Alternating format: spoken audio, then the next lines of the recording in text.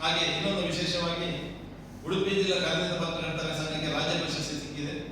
2024ನೇ ಸಾಲಿನ ಅತ್ಯುತ್ತಮ ಸಾಧನೆ ಮಾಡಿದ ಉಡುಪಿ ಜಿಲ್ಲಾ ಕಾರ್ಯನಿರತ ಪತ್ರಕರ್ತರ ಸಂಘವು ಕರ್ನಾಟಕ ಕಾರ್ಯನಿರತ ಪತ್ರಕರ್ತರ ಸಂಘದ ವತಿಯಿಂದ ನೀಡುವ ರಾಜ್ಯ ಪ್ರಶಸ್ತಿಗೆ ಆಯ್ಕೆಯಾಗಿದೆ.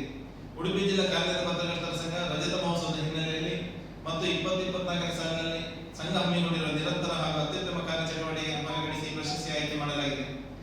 ಜನವರಿ 18, 19 ನಡೆಯುವ 39ನೇ ರಾಜ್ಯ ಪತ್ರಕರ್ತರ ಸಮ್ಮೇಳನದಲ್ಲಿ ಪ್ರಶಸ್ತಿ ಪ್ರದಾನ ಮಾಡಲಾಗುವುದು.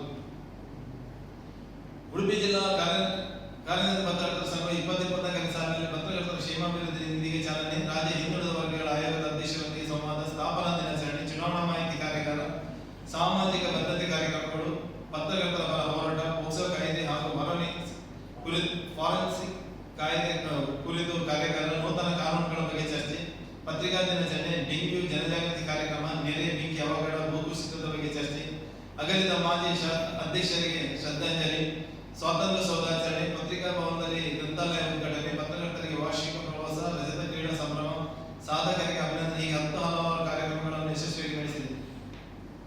ಅಲ್ಲದೆ ಉಡುಪಿ ಕಾರ್ಯನಿರತ ಪತ್ರಕರ್ತರ 2024ನೇ ಸಾಲಿನ ಉಡುಪಿ ಜಿಲ್ಲಾ ರಾಜ್ಯೋತ್ಸವ ಪ್ರಶಸ್ತಿ ಕೂಡ ಭಾಜನವಾಗಿದ್ದು, ಅದೇ ರೀತಿ ಕರ್ನಾಟಕ ರಾಜ್ಯ ಕಾರ್ಯನಿರತ ಪತ್ರಕರ್ತರ ಸಂಘವು ತುಮಕೂರಿನಲ್ಲಿ ನಡೆಸಿದ ರಾಜ್ಯ ಮತ್ತು ಪತ್ರಕರ್ತರ ಕ್ರೀಡಾಕೂಟದಲ್ಲಿ ಉಡುಪಿ ತಂಡವು ಸಮಗ್ರ ಪ್ರಶಸ್ತಿಯನ್ನು ಗೆದ್ದುಕೊಂಡಿದೆ. ಈ ಎಲ್ಲ ಸಾಧನೆಯನ್ನು ಪರಿಗಣಿಸಿ ರಾಜ್ಯ ಅತ್ಯುತ್ತಮ ಸಂಘ ಪ್ರಶಸ್ತಿಯನ್ನು ಉಡುಪಿ ಜಿಲ್ಲಾ ಕಾರ್ಯನಿರತ ಪತ್ರಕರ್ತರ ಸಂಘಕ್ಕೆ ನೀಡಲಾಗಿದೆ.